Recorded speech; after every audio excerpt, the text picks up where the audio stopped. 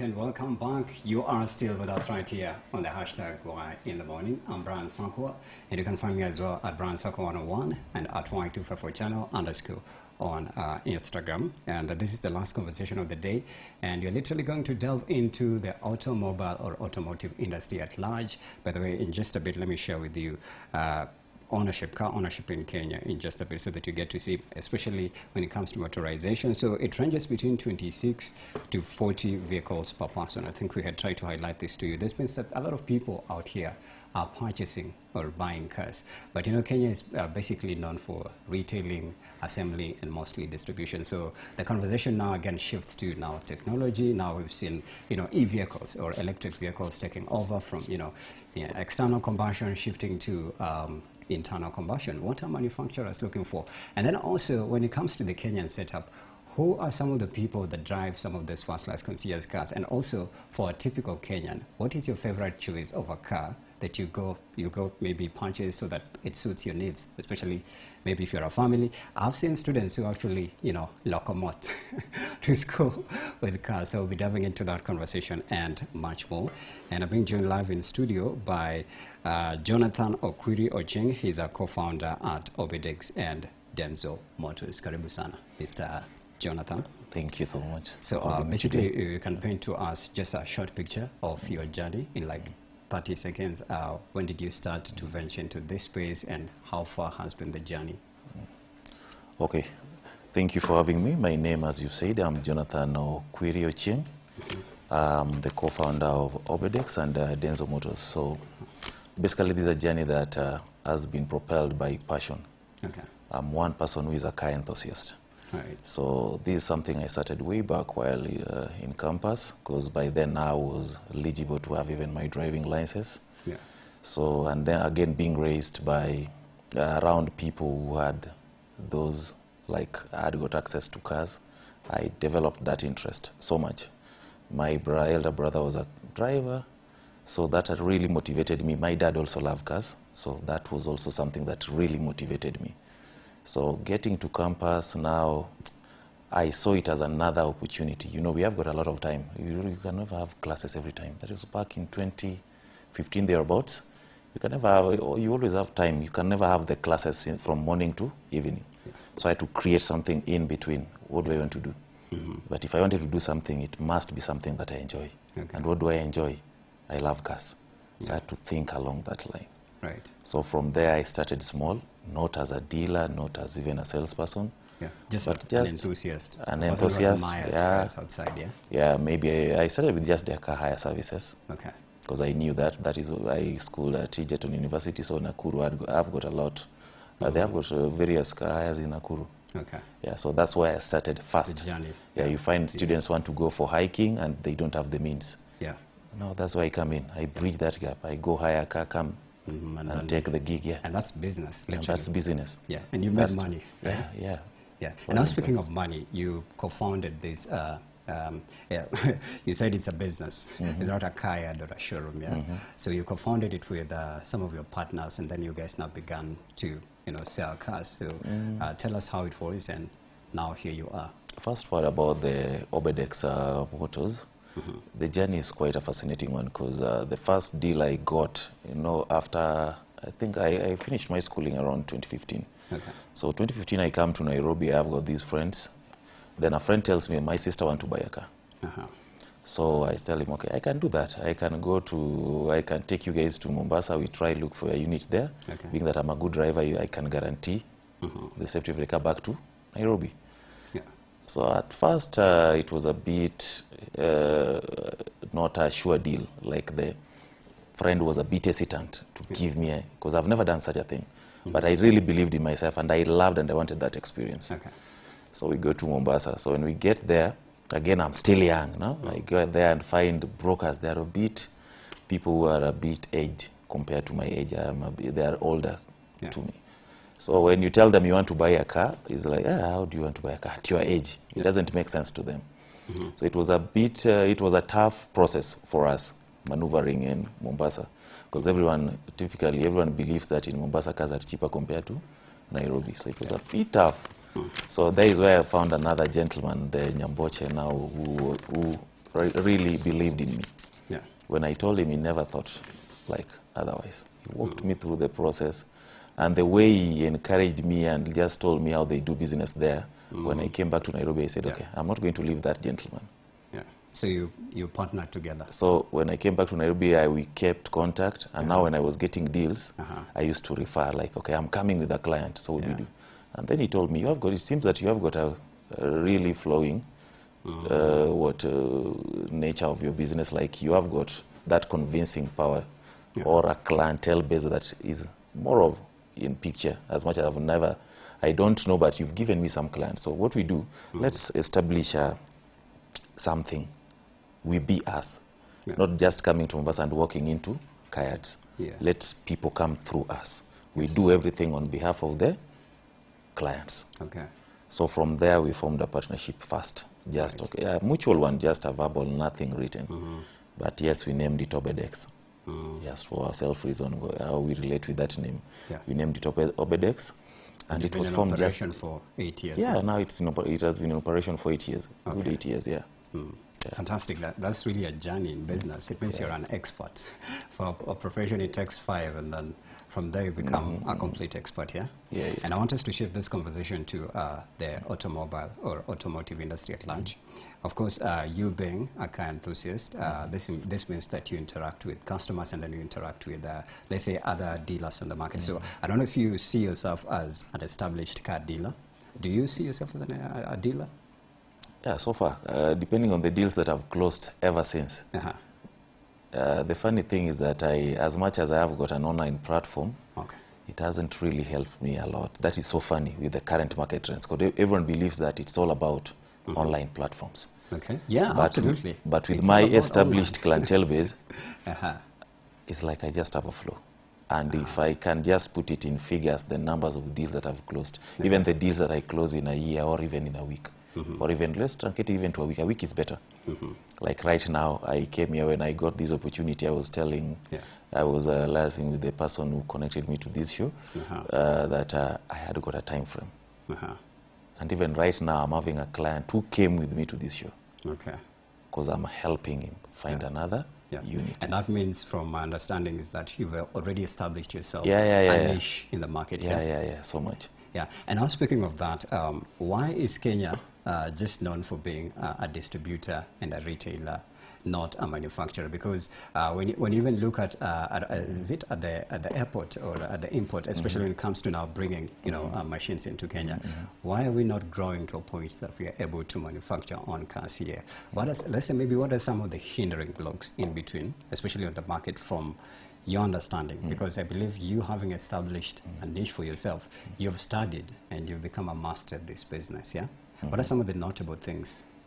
I think why producing our own units in Kenya is becoming a challenge is something which is self-explanatory. We have Mobius, you know it, right? It's one of our own, right?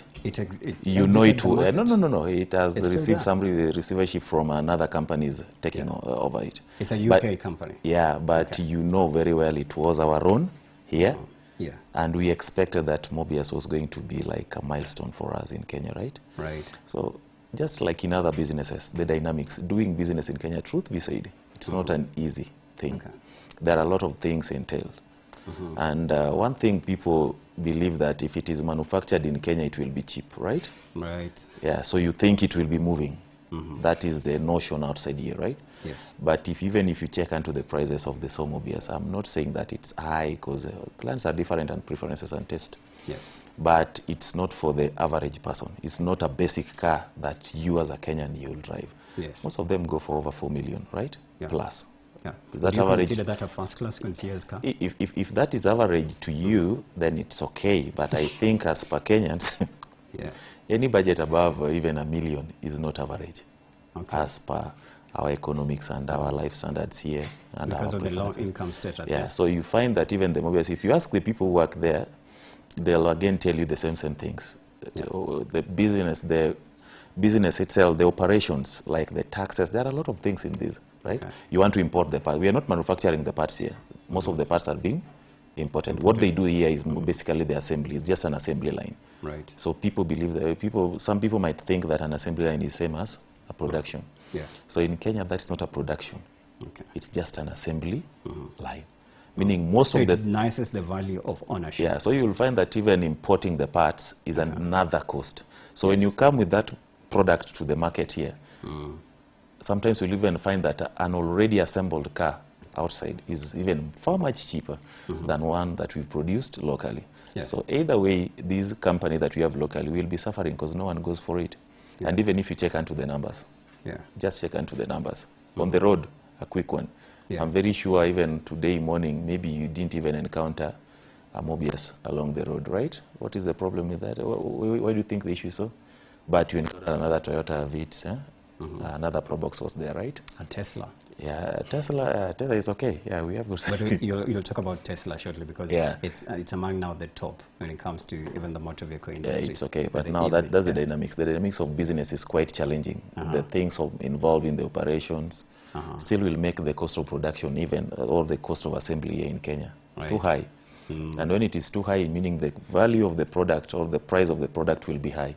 Again, that's not something even the which market will... is now stiff stifled. Yeah, that one won't resonate well. Few, Yeah. And now, maybe also you can tell us who are some of the people that purchase some of the... Maybe you can even also talk about the levels of the cars, because there's first-class concierge cars now that goes from SUVs to the rest, and now there's the issue of the EVs. From your observation, who are the people that purchase cars the most, and maybe also what brands? Yeah. With the current Typical trends, Kenyans, with the current trends in Kenya market with regards to car sales, I think it's becoming a funny one because nowadays it's more of a basic need in Kenya. And most of the young people, it's not like the old people. You know, before we knew that you had to have that old money for you to own a car, right? Yes. But nowadays you find even this new one, the younger generation, the first thing that they want to have in their life is a car. Way back, it used to be a big deal. It was a big deal. So current trends is kind of mixed up, but the uptake is so much on the young generation. They are the people who are real purchasers. Because you'll find an elderly person or maybe aged people, most of their cars will most likely be for convenience purposes. Or they've known the nature of their travel or the nature of their business, so they'll be buying a specific unit for that. But you know, as a young man, you'll be buying a car to level up or to be in the same category with your peers. So it's a bit tricky. To travel to, your favorite destination, or to go to school, or to go to work. Well, actually, I believe that's part of the reasons. Yeah, those are part of the reasons. But you find nowadays is not like before. Because if it was before, people used to believe that there are specific cars for Kenya. And the reason for that was that we believed that a specific brand was cheap, right? Or a specific brand was good, easier to maintain. The dynamics have changed. The best ahead is never the best ahead nowadays, right? Everyone is buying. Every day you'll be meeting a different brand of a car. Maybe even if it is just a Mazda, but you've never heard of that. Specific model, right? You'll have a different model that you've never heard of. Maybe you have, like the Tenzas, they're new to the market, right? As much as they were there, but the uptake was a bit slower, right? So for the young people, what are they opting for? What are some of the most of them you find nowadays, these sleek cars are really attracting young men. It has to be a sporty car. It has to be a sleek one. The Subaru types. Yeah, the Subaru types. Even nowadays, even these other markets have produced other good cars to suit the needs for the young men and women that we have. So the specs that they look, you'll find that you are a young man, but you are so much into the speed. So there's a specific car for that. You are a lady, you are into the looks. There are cars that you just see and you see, okay, this one should just be a 4. Like this one is masculine. This is masculine, this is feminine. Cars have been configured in that. Do you meet that kind of request from clients, especially who come to you? Yeah, so much. One thing that I do, because I'm technically, the main thing is sales. So when you get your client, I have to know my client. It's not just a matter of telling them, okay, this car is good. Before even we meet physically, we'll have some conversation over the phone, and then again I'll always organize for a meeting before even going with you to the showroom or the yard to show you the various units that are there. So that will give me an insight of the person I'm dealing with. So once you have got that insight, you'll take the client specifically to that specific unit that will suit their needs. Yeah. And that's what will differentiate you from a salesperson to a professional salesperson. Yeah. That's where the difference comes. Right. Understanding your customers' needs. Yeah, Is and the for basic thing. absolutely true. I agree with you. And for the Kenyan who's watching right now, or any young person, and they want to purchase a car, maybe in terms of pricing as well, I believe those are some of the things you should consider. But maybe you can add to the list. What are some of the things that a client should consider before buying any car? When you want to buy a car, first and foremost, on the client side, that I think a client should consider. When you are buying a car, I think there is a motivating factor behind it, or a reason why you want to buy that car, right? Okay.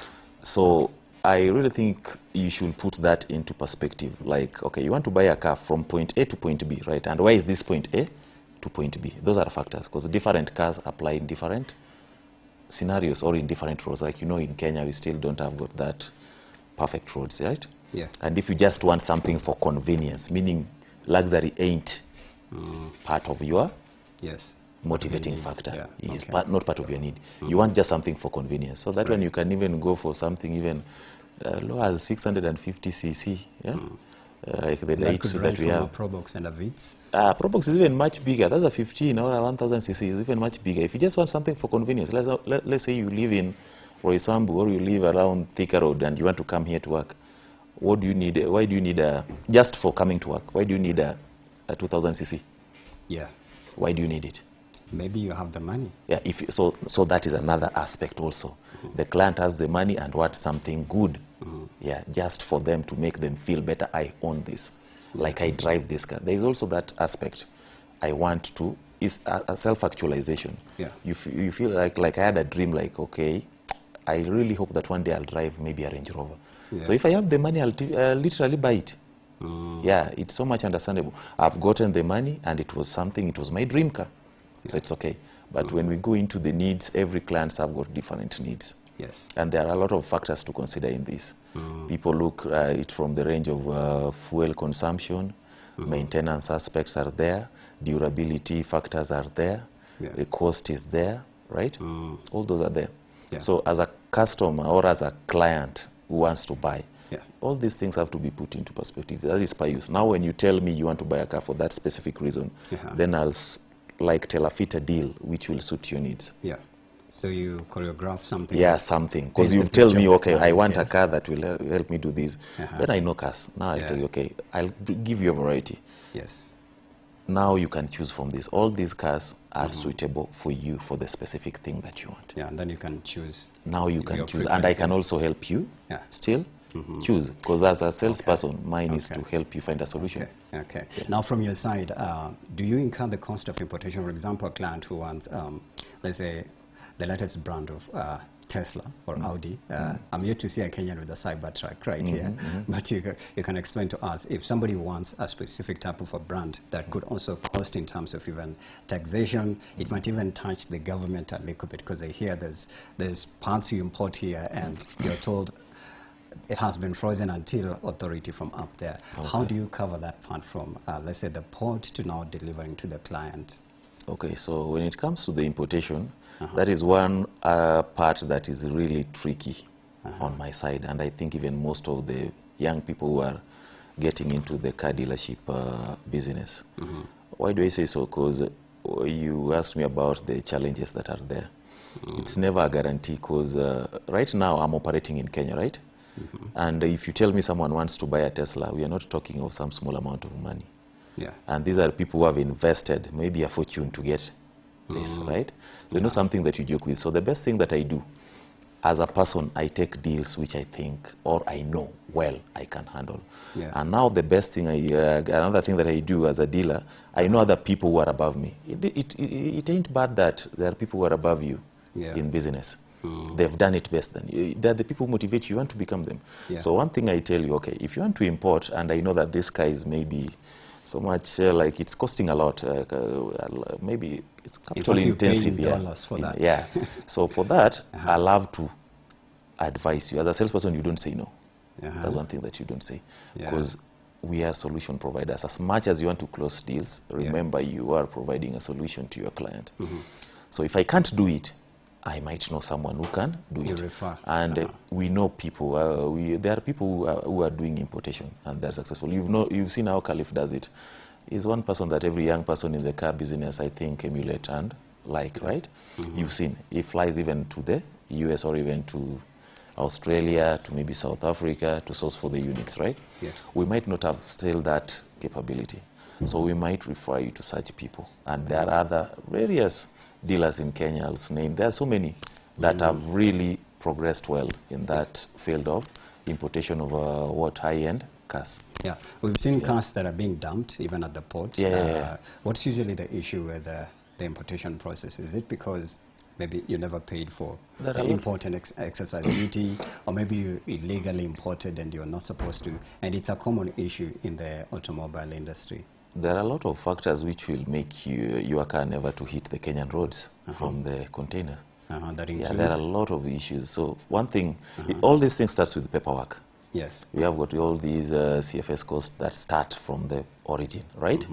All these processes have to be followed duly. And then in Kenya, we have got a limit for like which year our manufacturer can get into our market.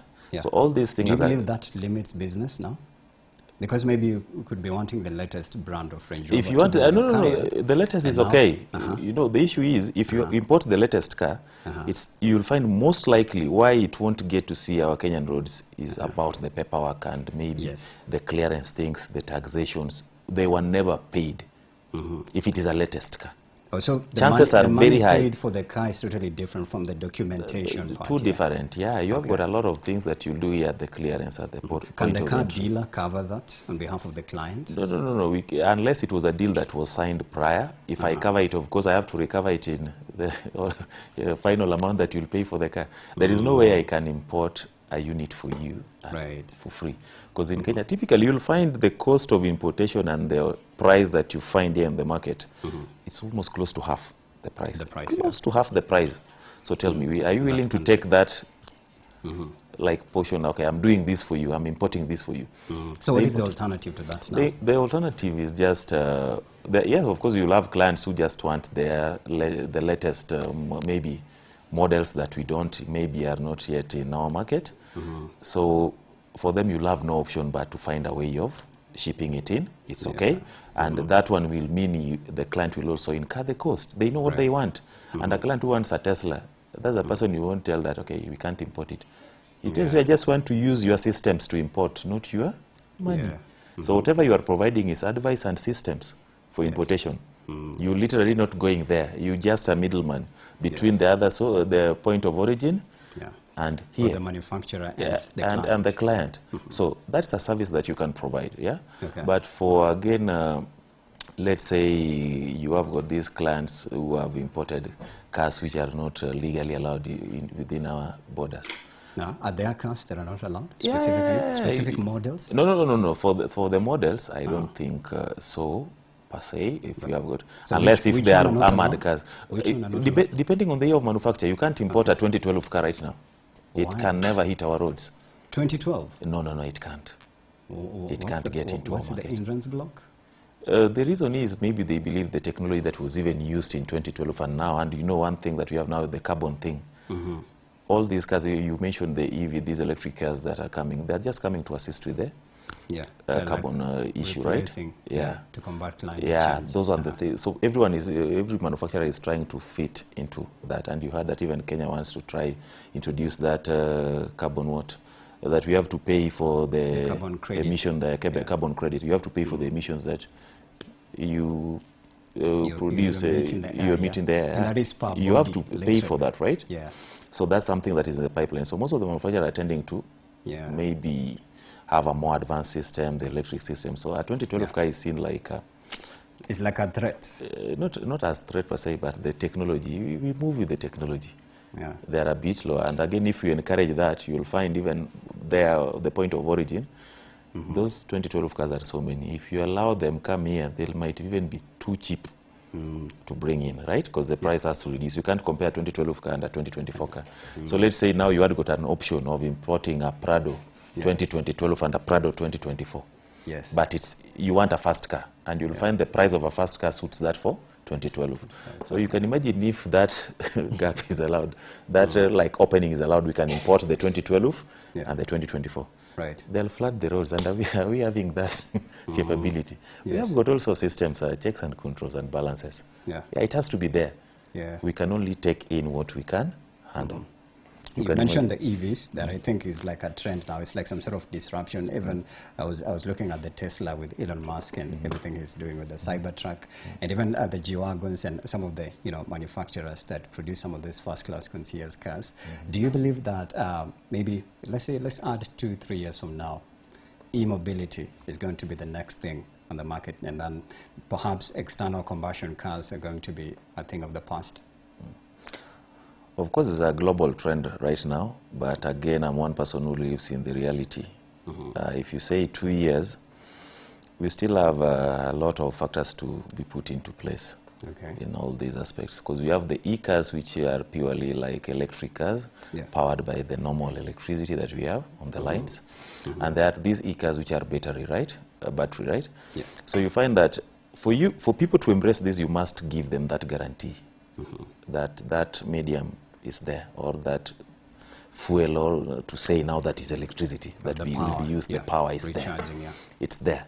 And you can imagine some few days ago we had a power shortage the entire night. Let's say you are coming to work at night and you didn't charge your car. What's the scenario? Or you're in a trip and and you are told it's only in Western Kenya that we have power. So how will you take it there to charge it? So still we have got a lot of challenges. That's why you see as much as there is an uptake, but it's so slow, more so in Africa, because we still have got our own challenges that we are dealing with. Kenya, we are still even importing that electricity in itself from Uganda. They are our main suppliers, right? Yes. So you can imagine where we stand with that. And the one that we are importing is not even enough for our household, truth be said. It's still regulated. We have even apartments where if you just try plug in your kettle, the entire system trips. So you can imagine you go with your Nissan, let's say the Nissan Leaf there, you want to plug it there. It's like you're taking the entire power for the plot. So still I think as much as it's a global trend, we still have a lot that will be done in that sector of energy. And I really hope that the government is really doing something about it. And once that is sorted, who won't want that? And again, you see these electric cars. Most of them, again, they are a bit complex in nature. So that will also come along with other infrastructure development. I heard one of the drivers say, ikifika kwa mlima sijui inaanza kufanya nini. So and it's a bus. Having those cars for off-roading is a bit even tough. That's the reality. Most of those electronic cars, electric-driven cars, they are not good for off-roading. And you know the Kenyan terrain. Most of us, if we are not in Nairobi, we are in Shags, right? Absolutely. So you'll find that as much as there might be a good uptake here in Nairobi, but back at home, in the interior it's less sluggish. And even you find that still, they for you to have it, you must have a specific system which is configured to charge them. Or like a so center. do we have those? Do we have those ports, like those stations for charging? I think it should start with that. Said that there's several EV stations. Kenya Power had got some station, but still, if you say there are several, I wonder if you go to these estates that we live in, have you ever seen one? Chances are very close to no, right? I saw Two Rivers, there's one. I was there. Two Rivers is a mall. Not every Kenyan stays there. People go there for purpose. So you won't tell me that people will flock there for charging. Your car is something that you use from your house to another, to point B. So it should be organized in a system that there is some ease. Suitability. Like you can do it in your home. Why should you go somewhere? You can do it in your house. It's now electric car. You have got that thing, right? They can make fast. Let's import all, manufacture the systems for this. Let's see how it can be integrated in our normal households. Then after that, now it will become so easy, because I'll be charging my car while I'm sleeping. In the morning, I take my car and go. But you can imagine queuing, and charging is not like refueling. Refueling, you can fuel for like maybe minutes, depending on the amount of fuel, right? And also but charging, when you fuel a Toyota, it's not exactly where a Benz still, I've not seen charged. I've not seen a car which is being charged even for 20 minutes or 10 minutes. You can tell me if you've seen, even the Tesla. They're not being charged for 10 minutes. So if so, we have to go to a specific station to queue for charging. You can imagine now Shell now introduces a charging port. And each car is taking, let's say the best now 40 minutes. And we are queuing there, each car 40 minutes. You'll have to. So it means the government has a lot to do. So there's still a lot of infrastructure to be put into place in order for us or everyone to embrace mobility.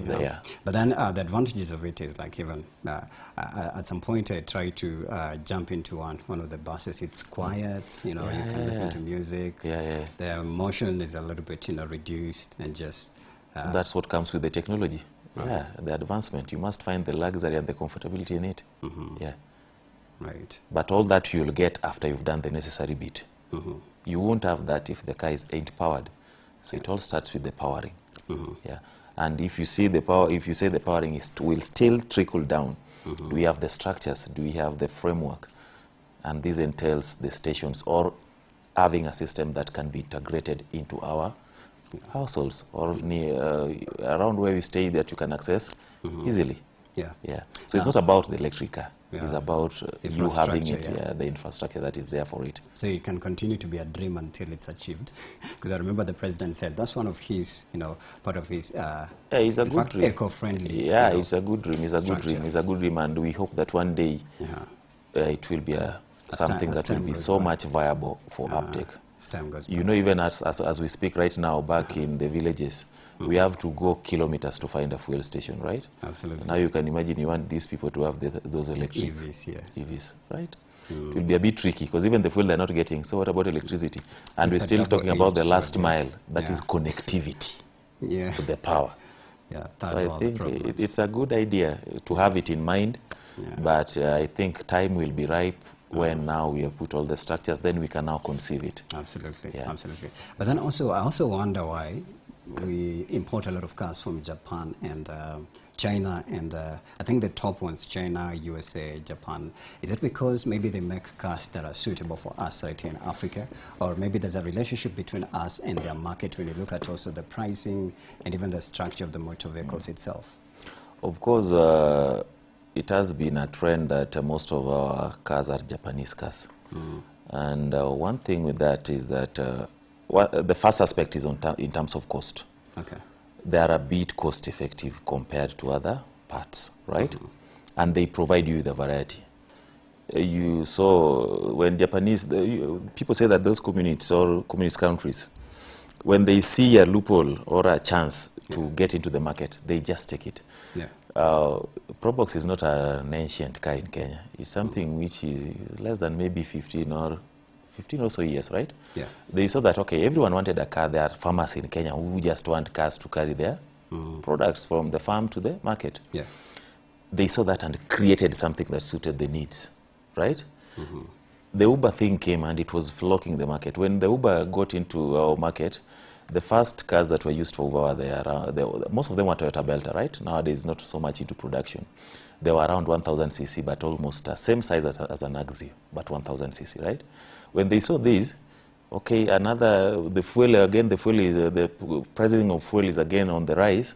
Now they come with, now the Mira come, the Daihatsu Mira, they are the Mirage, 650 cc. And again, that suits into our,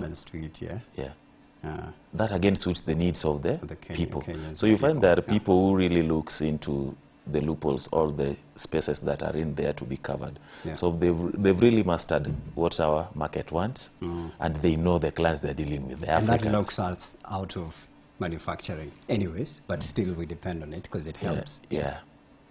But if still we could manufacture, it will be a better deal, but it all goes up to the systems. We have got all these companies. Do we have the raw materials really? We'll still have to import the parts and then assemble and then choreograph it in the Mobius Most of the cars design, nowadays, the main component of manufacture is aluminium. So I don't know if we have got enough for the production. Definitely, the main component for manufacture is aluminium. It forms a larger part in the car manufacture, mostly in terms of parts, ranging from that chassis frame downwards, even the body parts. It forms quite a good. I don't think if we have got those products. If we have them, well and good. But even if we still But have them, we have the noticed any capacity to possibility process. of having that in place? The possibility that I've seen in the Kenyan market, the best thing we can still do now to be real is just assembly. That is being real. Assembly lines are coming up. Even Chinese market, China are getting it. There are not so many in our market. It's now that we are having Chinese cars, but they also want to establish an assembly line soon. Yeah, there are companies from China who have like shown interest in having their assembly lines here in Kenya. Yeah, I saw they have this one called, is it Xiaomi, which was Yeah, a Xiaomi, mobile phone company. Now They have a motor company. Yeah, they have a motor company. And most of them are still imports, right? Right. Yeah, so I think soon enough, there are people who don't take chances. If they get that opportunity, they'll really, they will have it here. Yeah, but what are the laws that, I believe it now ranges from now, we'll even mention about NTSA when it comes to plating, those that shift to the digital plates, yeah? And it has been controversial. There's cars that have repetitive numbers. There's those even that have been arrested that this plate number does not even exist on the NTSA website. What happens when it comes to now the government giving, let's say, people like you, that alley of you now, are you independently doing it, or you depend solely from the structure that the government gives you for plating? You've asked the right question, because today, just to say, I notified my client how I came here with a client's car, because he gave me his car. He told me that he lost his plate, and these people who don't just want to go through the entire system and all that. So I have to do it on behalf. So I told, okay, I'll go to town and try to do some few stuff, but before I go, I'm having an interview. So I came with this car. So the NTSA thing, I think it has all been computerized. I don't think there is much, there will be much confusion if all the systems are working per se. Because all these electronic plates, it is even much better compared to the old one. For me, I embrace the new plates. New plates. And even the processing, it's a bit faster. Swift, swift. Like this client lost his plate, the rare one. Now what we have to do is you have to go take a police abstract, and before you do that, if it's a lost plate, there's a simple procedure. Just sign get an affidavit from your lawyer, right? The police gives you an abstract. You go to the NTSA website. Each plate is around only 1,500. So if you lose two, it's 3,000, right? You apply it there, and it takes almost toppest a month. But if you follow up, that is if you've lost the plate. The plate. And acquiring, registering a new one, it takes even 2 days. Even a day. So the cost is different from losing and now getting for a new car. Getting How a new, much for a new car? Getting a new car, I think around 5,000 thereabouts. Yeah. I think it was from 2 something to 3 something there. Yeah, it is just around there. Around 3,000, 5, I think it's 5. Yeah. So that is prices stipulated by NTSA. Yeah, those not are you. No. The car dealers don't dictate the amount you charge on the registration. That is not on our side. That's like taxation. No, that's like taxation. For us, we sell, but there are people who register it. You can be sold a car, but it will never hit the road. Yeah, there are still a lot of things that you have to do. You have to insure it. It's not upon me, unless under request. Like maybe I can advise you. Yeah. You saw this, sad to say, the other scenario that we had, that Range Rover, right, on Mombasa Road. So like dealers, we always advise people, okay, I've sold you the car. What are the things? We have got the KD number plates. Yeah, by the way, for those what did that KD mean? I saw a meme. Those for somebody dealers, said it means Kudade. I was like, no, this is real business. It's just a number plate. Common number plate. It's just a number plate given to the dealers, and you get that insurance from the Kenya garage. You can now use it as you wait for your official plate. So the word is Kenya dealers, not it's Kudade, given to them. I see. Remember Kudade. I think it was MP Salasi who asked. No. We have a photo. They're just to enable you to use the cars you wait, and at least if you get an insurance, it's insured under that. And it's temporary. It's temporary. For duration of how many, let's say, months or maybe days? It doesn't always go for months. You should always use it. You renew it after toppest is a week, around 5 days. Yeah, it expires. It's always around a week. But that's a symbol of like, I have a new car. Hey, look at me. It's not a matter of having a symbol. It's not fully registered. Yeah. But still it gets you to have that. You can have that insurance for Kenya Garage. And still with that, when you have that KD number plate, you might have been told, okay, your car is a KDQ, this, right? So meaning insurance you can still do your comprehensive insurance cover. Yeah. So even what if something happens now, like for that case in Mombasa Road, who covers the cost? I don't know how it was bought, but chances are very high for someone to buy such a car. I'm 100% sure that car was insured comprehensively in Mombasa. because chances are high the owner already knew the registration, and most of them customize them. So even he had chosen, it's maybe a KDQ 111 this, right? So the only thing he doesn't have is the actual plate. Right. Because before, people, when they didn't have the actual plate, you just write a plate and stick it there. So we have got this KD and the KG number plates, right? So for him, you just tell your insurance, okay, I've bought a car, and this is the registration, but I've not yet got the what? My official plates. So I want it to be covered comprehensive. Yeah. Or you can also even push the cost to the client. Of course, the comprehensive cover is done by the client, not the dealer. No Unless way, the only way a dealer will cover comprehensive, will give an insurance cover to a client, is when you're buying it on a hire purchase. It has to come under those terms. Because let's say it be written off now, who takes the burden? You've bought it on a hire purchase. You've just paid me a quarter the amount of the entire car. There is no one who will sell you a car on hire purchase without a comprehensive cover. First. By selling it on hire purchase is first a risk. Lacking this comprehensive cover is also a risk. So I can't take all the two risks. So let's say you are buying a car on a hire purchase and the car goes for around 5 million. You pay me a down payment of around 2 million. From this 2 million, I'll first have to cover it as a company, because the logbook won't even read your name. It still reads the company's name.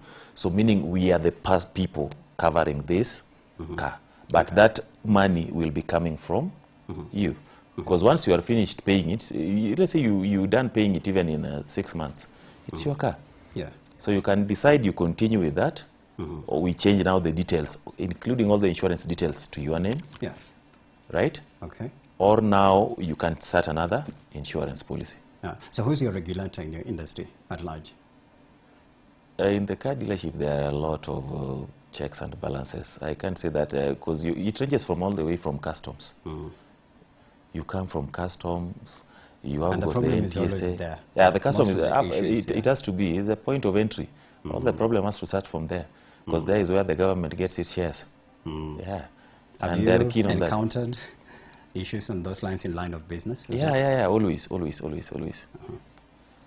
It's never an easy path to maneuver. Are you confident to talk about maybe a few that you managed to iron out in your line of duty?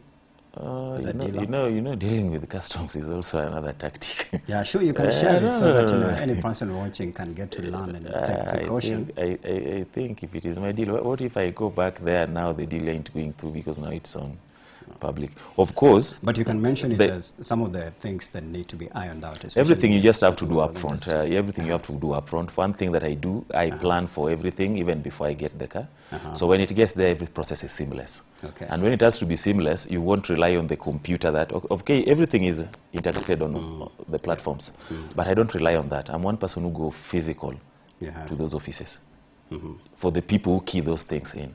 So if I know I have a unit which is coming, I'll just go. I know, of course, maybe you can have it through our clearing and forwarding agents. We have a range. Major ones in Kenya is Signal and Kencont. We have the Autoport. So depending on the clearing agent that you are having, they have got all these systems in check. So when it comes to cost and all that, the government, as much as, yes, the paperwork is from abroad, the paperwork, okay, this is the cost. But you can negotiate. The government won't know that you have negotiated the deal. So it's possible to negotiate. So you can negotiate with the other, from the point of origin. You can negotiate with the dealer on the other side. Okay, it's down this. When they come here, they evaluate as according to their value. Or they give it a Kenyan valuation. Yeah, the valuation is also done here. Valuation is also done here. But what happens to this, I don't know if businessmen or cartels who just, you will see the latest brand of Tesla, but then when you trace it, there's even no valuation done, and people would even press charges and say, why do these specific people have these cars, but me, the normal mwananchi, I can't reach there, You should just say thank you unto them and hope that you be them one day. I don't see a bad thing in that if they have got all their systems in check and they have known the WH question, who. If they can clear it, it's okay. In this business, it's a competition, by the way. You'll find one day I can't clear my own unit, I'll need the other person to clear it for me. There's another day another person won't be able to clear their unit because the unit maybe came through a line that they are not much conversant with. I'll come in handy. So sometimes it depends on who is importing. Yeah, every company, they have got their expertise. There are companies that if you used to import, you just know, okay, this one will go through. All their systems are straight and extremely flexible. Right. Yeah. I once interviewed Khalif Cairo, I think 2 years ago here, and he said there's a lot of cartels in that space. They are there. And in fact, he even mentioned those people who wanted to kill him because they're like, why this young person who is thriving in this space and us, we can't attain such levels as his? What is the problem with the cartels things in these industries? That is so normal. You know, it's like today you find me selling my Skuma Wiki at a specific spot in the neighborhood. I've been the only person doing that. And now you come in, and now I'm not getting clients. I'm a human being. So I'll have to feel it. And if I can't sell, people might think getting away with the other person, we can't cohabit in the same space, like just getting done with them, getting rid of them. And that's the best. Corruption. That is them. That is them. That's corruption. Right? But for me, I believe in a cohesive place. I believe in building those networks. As much as they're there, the best thing I can do is to learn from their. So what is the version, though, of this cartelism? Because, you know, when you just say cartel, of course... Cartels are there. I've told you, mine as a salesperson when I was getting into this business, there are deals that I close, right? Okay. Before, when I didn't have the company as the Obedex, meaning that I was just going there, finding maybe those Caucasians who own the kayaks, and I'll tell them, I have a client. I know when you go there, I'm from Nairobi, right? They're in Mombasa. When you get there, there are still other people, also agents around them. So when I go there, maybe I won't walk directly into the right office. Okay. You might find that you've been taken to an office of an assistant. And technically, in car brokership or car dealership, whoever you will greet while buying that car, technically is a broker. If he'll connect you to the next person, when the proceeds, when the deal is sealed, they'll have to be in the picture. So you find here that we make a deal. Well, maybe I was telling you, okay, I'm selling this car, and then first I'll always talk with the dealers. Okay, I have a client who wants to buy a car and this range. What do you give for a client? Because every car has got different commission. In terms of pricing, you'll find a 4 million car someone can give you to maybe a tune of 300,000 upwards or 400,000. 300,000 for a 4 million car. Someone can give you that. You'll find another dealer giving 200 for that. For below 1 million, someone can give you to as low as 30, 50,000, right? So these are deals which are made prior. Of course, we are in the business. But when you are doing this as a salesperson, you must always remember you are on the side of the customer and not the dealer. To be safe. It's not a matter of being safe. It's a matter of being a good salesperson. When a person comes to you that they want to buy a car, they believe in you, that you are going to provide a solution. And now when you reach the site and you jump on the other side, that trust is lost. So come with me, you'll have to be on their side. So you find that we've sealed this deal, just a technical one, verbal one, a quick one, right? In case we seal it with you, will be my commission. And at the end of the deal, you find that, okay, now people doesn't want to negotiate. You know, when you came, we agreed that the car will be sold at 4.8 million, but you see now the car has been sold at 4.5.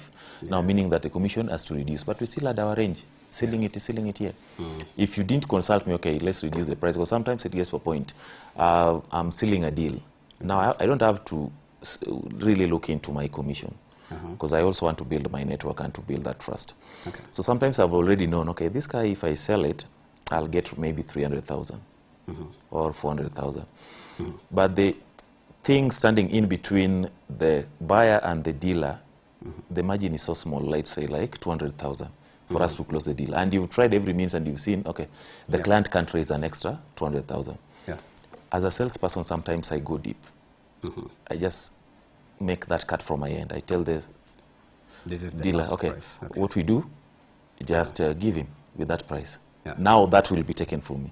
So you risk like making it's not risking. It's not risking. I'm not losing anything. That's not a loss. In car sales, the unit is not mine. Look it from this angle. The unit is not mine. I was going to get whatever I'm putting in there is just my expertise of bargain and sourcing. I was going to get 400,000. But if I don't flex so that the customer or the buyer can get a discount of 200,000, the deal is gone. So does it make a difference? So sometimes I'll just say profit on the table. It's turnover. The client will feel I used him, so it's through me that he got on that deal. So tell me, this client when he wants another unit, do you know the rule of 250? What it says in sales? The rule of 250, if you doubt it, you can ask these event organizers or a funeral caterer. They'll tell you. If you ask any person their amount, the number of guests they are expecting, they'll tell you budget with 250. Most people always tell you budget with 250. So look unto the client as 250. He's one person, but one person who knows around 250 people. So my sales is sometimes largely based on turnover. Okay. So I'll just take that pinch, take my 200,000, go, but I've earned another client, 250 people here, because he will refer. He's not just one person driving this car. He has got his friends. Okay. I want you to, lastly, this is the last question. I want you to talk about maybe what are some of the loopholes that need to be sealed in the industry, just shortly, and then you can tell people how they can get to find you. And if anyone wants to purchase a car, how they can get to interact with you very fast in 1 minute. Loopholes which have to be sealed in the industry, matters sales or matters government? General, the whole industry, Mainly, we just wish to talk about the sales tactics, which was the main thing, and the things which you have to do. And for the young people, and I think this for the young entrepreneurs and people who feel that the car industry is something left for the people who have really some good capital base. It's never the same. It's never so. You can start it as a salesperson, just get your clients, and the first tactics that you should always have as a young person who venturing into this business, the first number one tactic that you must have.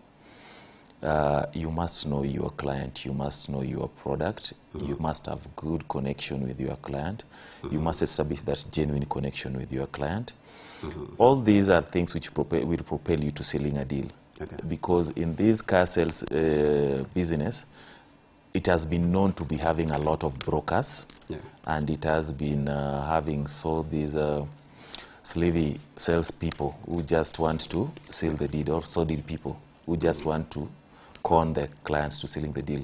That one will just make you a salesperson, but as a professional salesperson, always know that you are on the side of the client. So try establish a good and genuine communication with your clients. As a young person venturing into this, own the process, know them, and once you've sold a unit, the ultimate goal is not selling a unit. The ultimate goal is the thumb rule for salesperson. Always establish a communication, a good one, and a rapport, even with the clients after. Because it's the first person who will give you the other people. Do you get a lot of feedback from your clients, and what do they say most of the time? Just to say, I know the camera won't capture. The guy sitting on the other side, that is a client of mine for today. From him, I've gotten 16 referrals. From all his cars, just can say it's 20. There are around 5 cars.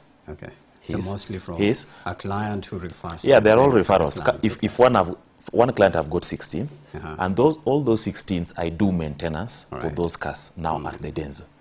They all bought the cars through Obedex. Now after buying them, Denso does the maintenance. So that is one person at 16, right? One person only. Only one that we are here with. I can imagine the rest. So that's why I told you that on social media, it's funny that... Why is the reason why you're not massive on social media? Because it's what a lot of people are using to market their products. Obedex is on social media, but one thing again I found out, in business, your tactics, it's just me. You should never join the club. You should never, to me, it works for me. You should never join the club. And when I say you should never join the club, don't do what others are doing, be different. So I want you to give them how they can get to purchase your cars and get to be in touch with you, or literally even have this conversation very fast. When I was coming here, I requested one thing. I told you that I'm diversified in various businesses. So yes, of course, I'm in car sales. That is the Obedex and Denso Motors. That one you can find us on our social media and through my direct number. I believe for all genuine clients, if I give my number, it's okay. So my number is 0704-027-912. That one is for Obedex and Denso. And again, I've ventured into Airbnb businesses, just to mention before I go.